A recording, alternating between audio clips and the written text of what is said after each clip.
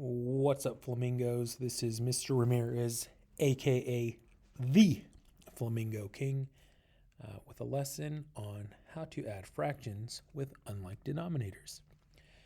All right, so let's go ahead and get into the lesson.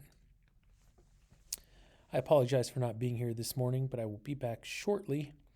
Let's look at the word problem that we have today. Palmer has 1 5/6 pizzas left over from his birthday party. Beans had 4 2/3 pizzas left from his birthday party. How much pizza do they have left over in all? All right, so let's talk about why Beans has 4 2/3 pizzas left.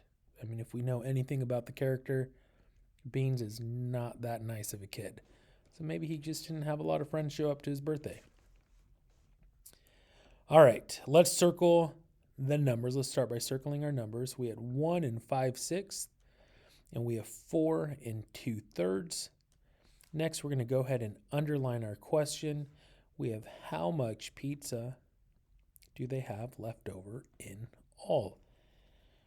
Okay, we're going to box any keywords that we have left over in all. Those are both math terms that we want to go and just kind of break down and see if what we need and what we don't need. And that's about it. That's all the key terms that we have. So next we'll go ahead and look to evaluate.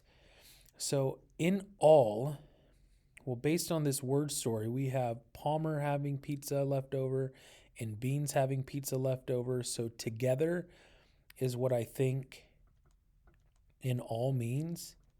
And that kind of makes me think that I'm going to be focusing on addition.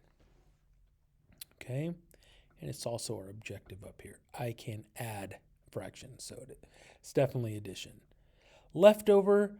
Leftovers are actually, yes, it's a math term, but it's also just like the food that's left over. So I don't think we need to actually include that term. We don't need to worry about that. All right, now let's go ahead and start solving. So we have 1 5/6.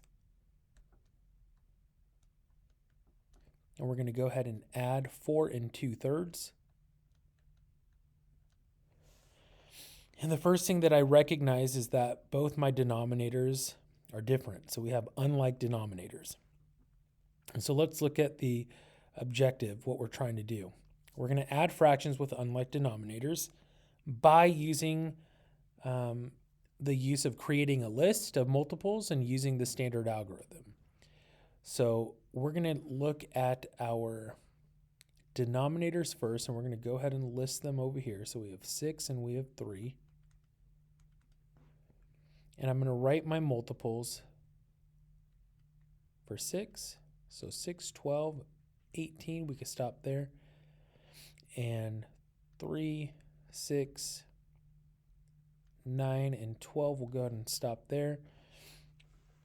Now we have two sets of denominators. We have two numbers that match up. So we have our 6 and we have a 6 in our list of 3, and we have a 12 in our list of 6 multiples. And we have a 12 in our list of 3s. Least common denominator is what we'd be using. So the least number here, the number that is less, is going to be 6. So this is what we're going to target. And so I'm going to rewrite our numbers underneath our original expression. So we have 1 5/6 plus 4 and something. I don't know yet. But I know it's going to be 6 because those are the two multiples that match up. So we didn't have to do anything to 1 5/6 because that denominator was already a 6. But we are going to have to change our 4 2/3. And so what I see is when we multiplied, or when we went from 3 to 6, we're actually multiplying by 2. And with fractions, you have to multiply by the same exact number to keep your numbers equivalent, which means they don't change the value. So 2 times 2 is going to be 4. So our new expression is going to be 1 and 5/6 plus 4 and 4/6, and this is going to give us our total of how much pizza is left over. And so we can do this a few ways. We're going to just go ahead and add the whole numbers first. So 1 and 4, 1 plus 4 is 5. I know my answer is going to have a denominator of 6. And then when I add my numerators, 5 plus 4, that's going to give me 9. Now technically, yes, this is how much pizza they have left over, 5 and 9/6. But what we want to do is we want to start simplifying these numbers or sums here. So we could actually take out, so we're going to move out a whole 6/6. We can take out one whole. We're going to add this 6/6 right over here to our 5. So 5 plus 1, all right, because 6/6 actually equals 1. 6 divided by 6 is 1. So 5 plus 1 is 6. The difference between 9 and 6 right here, 9 minus 6, that's going to be 3. So I have 3/6 left over. Now this can be further simplified, but we're not going to go into that quite yet. So we'll leave it at 6 and 3/6, and we're talking about pizzas. 6 and 3/6 pizzas left over. Okay?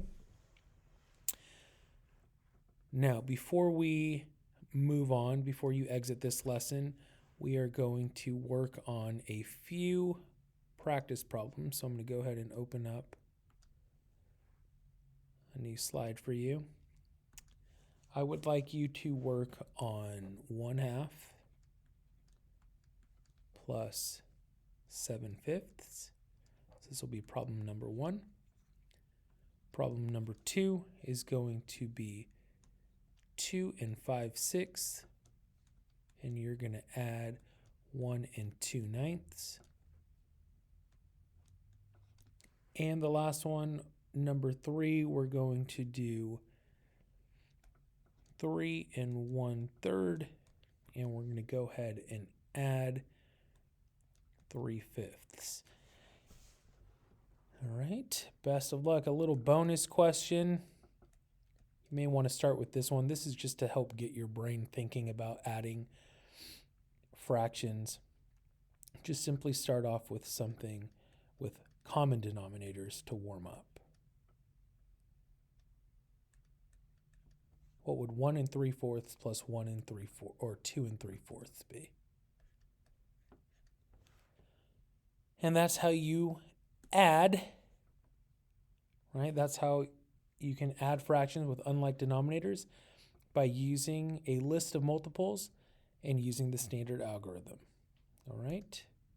I'll see you in a little bit.